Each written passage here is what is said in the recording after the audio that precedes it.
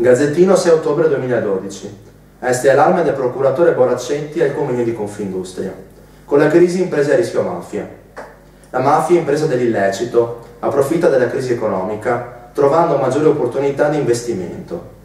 Vittorio Boraccetti, già procuratore a Venezia, ora membro togato del CSM, lancia nel corso di un convegno organizzato da Confindustria un grave allarme. La mafia o la camorra si impadroniscono delle imprese e le spogliano con una capacità pervasiva tipica delle imprese criminali. Entrano nei capitali al punto che non si distingue più il confine tra lecito ed illecito. Un cancro di cui non si ha consapevolezza se non quando si trasforma in inchieste penali. Per questo dagli imprenditori deve venire la vigilanza di chi opera sul territorio, nel tessuto produttivo sano, non appena si manifestano segnali di opacità.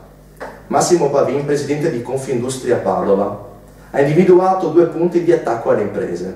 In primo luogo il problema dell'accesso al credito e in secondo luogo il riciclaggio di denaro, che altera le regole del mercato e della libera concorrenza.